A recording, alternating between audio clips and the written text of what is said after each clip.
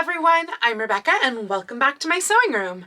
Today I want to show you what I would choose to wear to a holiday party if I was living right in the very early 1900s. And that is this lovely lady right here. So I am back to my antique series where I take a close look at all of the antique garments in my collection. I do have a whole lot of videos in this series because I do it once a month with the exception of last month. So I will link that entire playlist right up above here and also down below in the description if you want to check out a whole bunch of other antique videos. But I have been saving this one. I got this one from eBay, I think in September or August of this year. And I didn't even expect her to be as beautiful as she was. And I got her for a steal. I can't remember exactly how much, but I think it was like $30 or under that I got her for. And she is just gorgeous. I honestly don't feel like this faraway view is even doing her remotely justice, but this bodice is made of sheer silk organza, black silk organza, all ruched and shirred up over an ivory silk lining with velvet ribbon, for lack of a better term, it may be fabric, crisscrossed and decorated all over it. And if you have been around this channel at all, you know that I have a thing for velvet ribbon. So you can tell why this is right up my alley. And then add to it all of the gorgeous beading on the front. And yeah, just absolutely beautiful. Now she is a bit of a wounded bird, so I'll show you some of that damage as we go through and take a close look at her. But I figure let's go ahead. I'm gonna grab this camera, give you a nice close-up view, and we'll take a nice good look. So this is what I'm talking about now that you can see a little closer. She does not quite fit the form, so she is not hooked all the way up in the front. She's hooked right here at the top and then right at the waist, and the bust is a little small for the form. But you can see all of this beading that I was talking about right here on this collar piece, which I'll show you how her closure works when we get her probably off the form. But it's beautiful beading, all the silvers and the ivory sequins and the pearls. I mean, absolutely gorgeous. Now, the collar used to have more fabric there. I am not sure if it used to also be lined. You can see my fingers through it. It is no longer lined, and some of that silk ivory lining has shattered in the bodice, so it's possible that it has also done the same on the collar. But the exterior, A, it's silk organza, and then B, I think that there is also some maybe lace that has gone away to match the cuffs, which I will show you those cuffs in a minute. And the top is edged with black velvet right up here, so it's very soft right along the top. Now what you may not be able to see, and we'll take a close look at it inside, but these are actually bones. So there's bones every so often through this collar that are supporting it and holding it up. Here's another one there, another one there. There's quite a few of those bones, and they are doing the work because the sheer fabric can't. They're doing the work of holding up that collar. And you can see also the decorative stitching going on right in there. And then coming down below the beads, we have this lovely lace, I don't know, jabot for lack of a better term. So it's a beautiful embroidered lace on mesh or net, very fine net, and it is just hanging in a lovely sort of gather.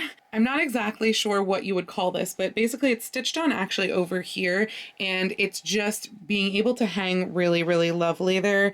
I don't know so well if the black on black is showing up. Try to get you some better lighting. And here we can take a look at the velvet ribbon. There's better lighting. So this is what's going on all over, and just wait till you see the back because it's truly stunning on the back. We've got some discoloration spots on there, but it's these velvet strips that are all over the bodice that are really just making it so gorgeous to me. And then this is the silk organza I was talking about. So it's in not the best state, but considering the fineness of the fabric, I'm actually pretty impressed. And the silk organza, you're seeing the ivory through it. So it's not that it's torn, it's just that it's gathered, and in some places it's thicker than others, but the ivory silk is underneath, and that is really giving the light to that organza. Down here at the waist, it's having trouble focusing on the black velvet because black velvet eats light, but we have more of the velvet ribbon, and you can see more of the velvet on the side. This area is actually the only area where it's like full on velvet. It's a velvet panel as opposed to velvet strips like over here, and like I'll show you on the back. The sleeve mimics the bodice, so we have shirred silk organza over the ivory silk inside, and then the velvet down here at the bottom. And this velvet, honestly, it's showing up blue on camera here too. It shows up blue also in real life, and I'm not positive why, because this velvet does not. You can see that has more of a purple tone, but this one definitely reads navy. I don't know if it was just different types of velvet that they used, or if maybe one was replaced over time. The sleeve cuff here at the bottom, this is the same lace that is on the jabot over there in the center front. And what we have here, all completely really lost here on the inside, is, I believe, something that was probably pretty similar to the collar. It is just completely shattered and tattered now. Those threads are really the only thing holding it together, but it was silk organza with some sort of an embroidery stitch through it. You can see the fine stitches through there. And you can also see that the velvet has kind of attracted some of the broken down of the ivory silk. That's what all those little specks are. It is the ivory silk and things like that lace that have broken down and gotten stuck in the velvet. So that's kind of sad, but obviously I'm not going to lint roll something that's 120 years old with all these fine fabrics on it. The other sleeve is in much the same state, though it's actually, I'd say, a little bit in worse condition, because we do have some wearing to the velvet here as well down here on the cuff. But again, you can see this is reading very blue compared to the bodice. So I don't know, odd. There is just a little bit of blueness up here as well. This is a piece that has been pieced in. So I wonder again if they maybe ran out of the main velvet and had to piece in a little bit of the bluish velvet from the cuff. Just really interesting observations here. And again, we have completely shattered and disintegrating of the organza here, though the black lace is in beautiful condition, which is really fantastic. To very carefully show you inside the sleeve, we can see the lining fabric. We can also see all of the hand stitches where the velvet and everything is stitched down, but this is just the ivory silk lining fabric within the sleeve. And you can see where the organza has just disintegrated along the edge as well. Now let's take a look at the back. The back is the true showpiece of this garment. I mean, look at that. Oh my gosh, that is just stunning. The way the velvet all crisscrosses back here, and having that ivory silk underneath the black, it almost gives it like a barely there, you know, very sheer effect. And you can see all of the lines of stitching where the organza is shirred up at the top, and then that just kind of relaxes underneath here underneath the velvet, and it comes down to a nice point in the back with the velvet band that comes around. And actually the velvet band, I think that might be out of the bluer stuff too. It's, again, it is absorbing light. So when I aim right at the velvet, we don't get any visual for you, so I apologize. You can even actually see the seam lines of the ivory silk underneath here where it's a little thinner, and it looks like it has been let out at some point too. You can see that there's like a little fold line in there, and could have been a previous stitch line that was then let out. We'll take a look at the inside in a few minutes, but the back, I mean, again, just so stunning. So the way that these velvet bands are created is that they are actually created as a tube. There's a seam together under the center of these, and they're not fully stitched down. You can see my fingers through here because it's stitched down here to more of the other velvet and also to the organza, but it's not stitched down again until we actually get all the way up to the shoulder. So this entire section right here is just loose floating band. And same with this one on the side, there's a tack right here in the center, but otherwise it just floats all the way, waistband all the way up to the shoulder.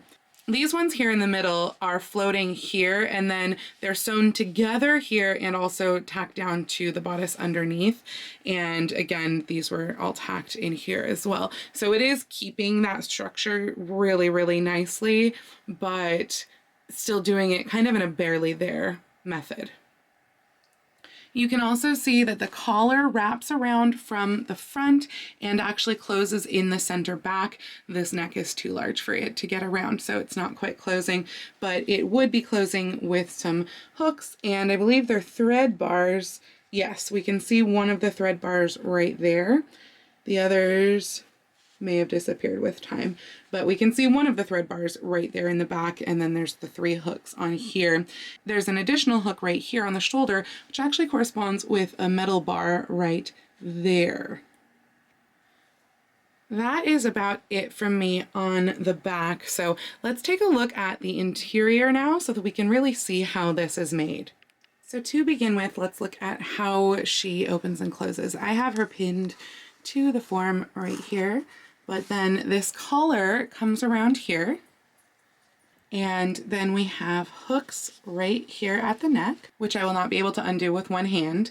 And you can see this gorgeous stitching right here of this binding that is covering the hooks for the closure, and also just the sheer quantity of hooks over here with this lapped closure.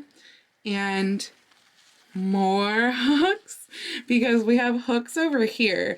These actually correspond with ones that are hiding, bars that are hiding down in here. You can see that there is a bar right here and a bar over here, so that hides underneath the black silk organza, and that is where this closes up to. These right here actually go with the structural ones there in the center on the silk on the other side. So those are the few that I have closed down here. It comes over from the center front. This band just comes over and closes right here, whereas the rest of this has that center front closure. And I will set the camera down and actually undo these hooks now. You can see now that I've undone it, the thread bars right here that this tab goes with.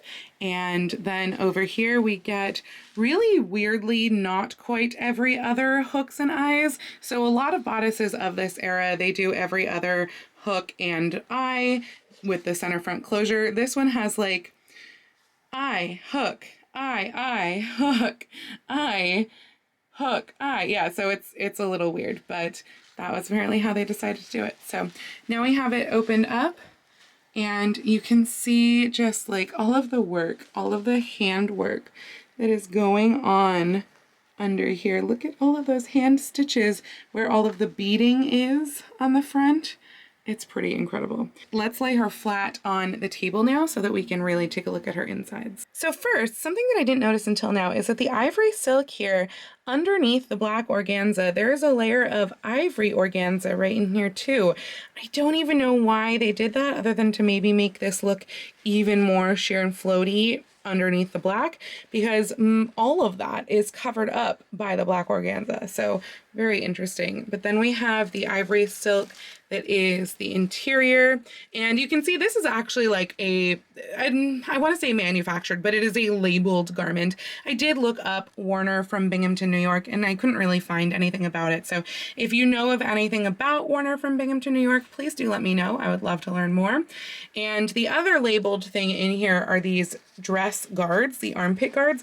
These are stiff. And these I looked up, and these were incredibly popular, this Naiad brand. They were super, super popular, and they're hygienic armpit dress pads. They had a bunch of different names, but they're shirtwaist guards is what they call them on here. And they are, I mean, they are so, so stiff. I don't know exactly what they're made out of. They do feel like they have a cotton outer, but the inside feels almost like stiff plastic. It is so stiff in there. So really just very interesting. And these are sewn into the garment. So they look honestly brand new, like they have never been worn. There is not a single little bit of staining on these pit pads. So I don't know if this garment as a whole was maybe also never worn. It's possible. I mean, it's in beautifully clean condition, although it is starting to have structural issues. So it could be that this really was never worn, which is such a shame because it's so pretty. Or it could be that they just sewed new pit pads in after every wear and these just happened to never get worn. So the inside structure, there's a lot of pieces that are going into this bodice. You can see there are two center back pieces here. There's a side center back, a side back, and then the front piece, which is darted. So total of 4 pieces to each side, so 8 pieces total. And we also have some other interesting darts. We have our standard vertical darts here, but you can also see there's a huge horizontal dart going on here too to really get that curvy fit. That's what's kind of creating to help this curvy fit here over the bust.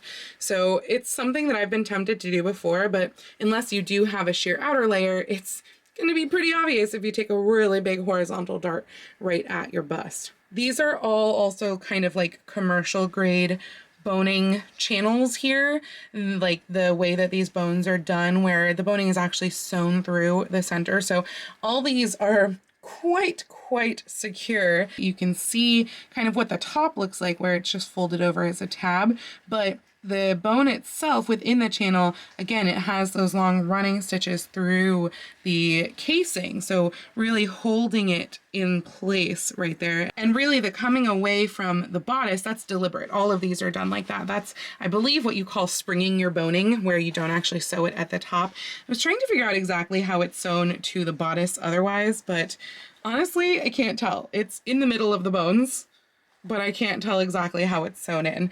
I don't know, it could be just stitches right on top of that stitching line. That's entirely possible.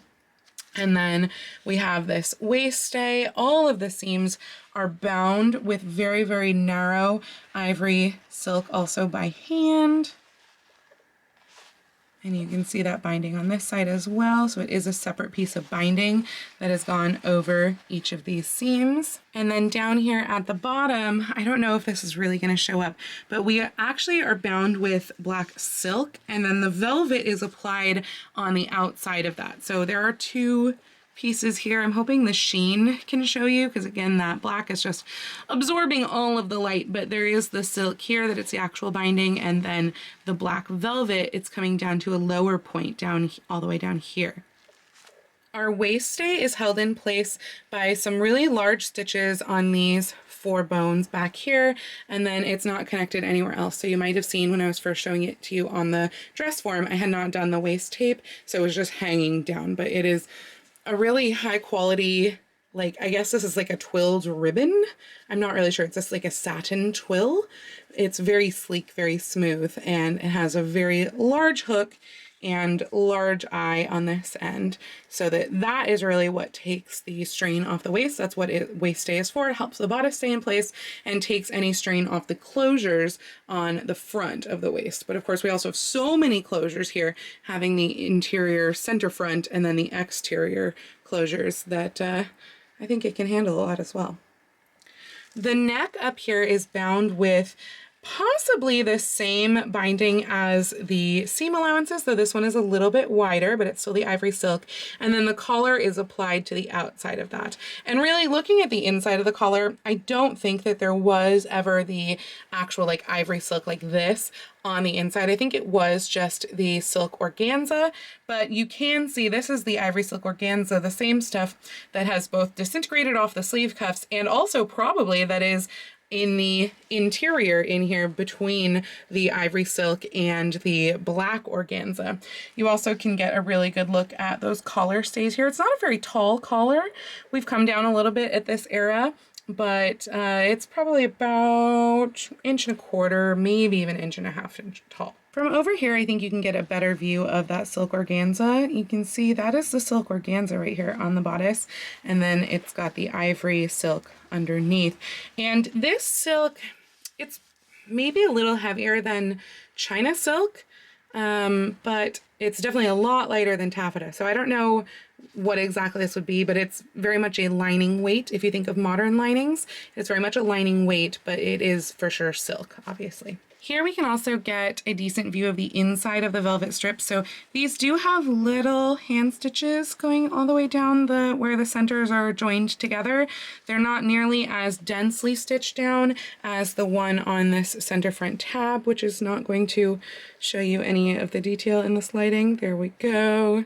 So this one is really heftily stitched, like a lot of stitches, whereas these are much more loosely stitched, probably because they knew that this wasn't going to be rubbing against anything. This, you know, there wasn't going to be action like there is on this. Looking at the inside over here, there is another, what appears to be a tuck maybe, right here where my pinky is pointing. This is kind of in the upper chest area, and I believe that is a tuck, not a seam, because we can see that's the actual structural seam there where we even get the black fabric coming inside. And then we have the arm's eye over here, and there's a little hanger so that we can hang this and not have to worry about the nice lightweight fabrics going on there. And this is the only seam that is not bound or anything. It is bound with stitches. It's just not bound with the bias tape or whatever. I think this is bias since it is curving, but it's not bound with the tape. It's just bound with some little hand stitches in there. And then again, we've got this super, super thick. I mean, you can kind of see it is literally holding up the bodice. This super thick pad, and the inside of the sleeve is done with the same ivory silk as the inside of the bodice. I'll give you kind of a close-up look of everything as we go here, and then that is probably about it for me.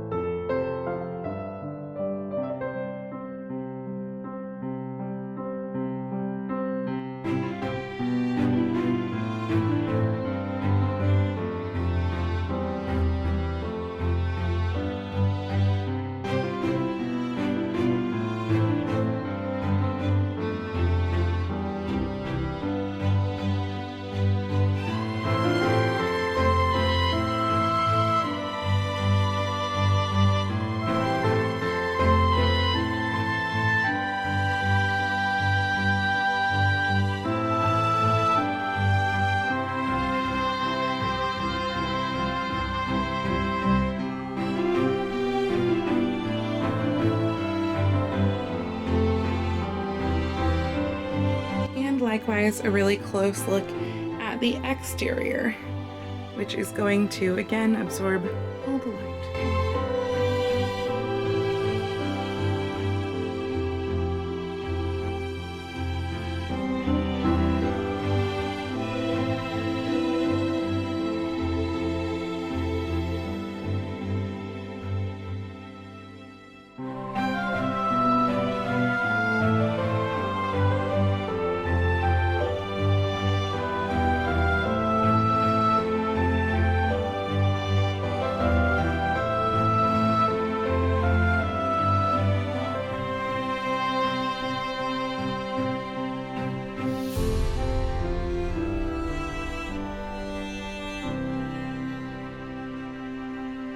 And that is it for this completely, absolutely gorgeous bodice.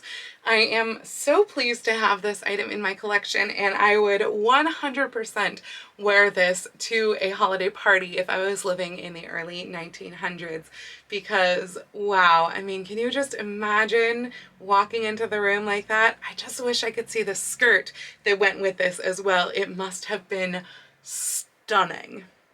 So I do hope that you enjoyed this video. If you liked this video, please do go ahead and click the thumbs up icon. And if you'd like to see more videos like this from me, please go ahead and click subscribe and the little bell icon to be notified every time I post a new video. I do post videos here on YouTube twice a week, with my sewing vlogs out on Tuesdays and other costuming content like this out on Saturdays, but I post every day over on my Instagram, so please go follow me on Instagram. That's at Lady Rebecca Fashions. And if you'd like to help support all of the work that I do on this channel and to help bring more antique pieces to you, I do have a link to my Patreon and my Ko-fi down in the description below. I'd also like to give a special shout out to my Edwardian level patrons, Sharon and Julie. Thank you again so much for joining me today. I hope that you all have a wonderful holiday season if that is when you are watching this video, and I will see you very, very soon in my next video. Happy sewing!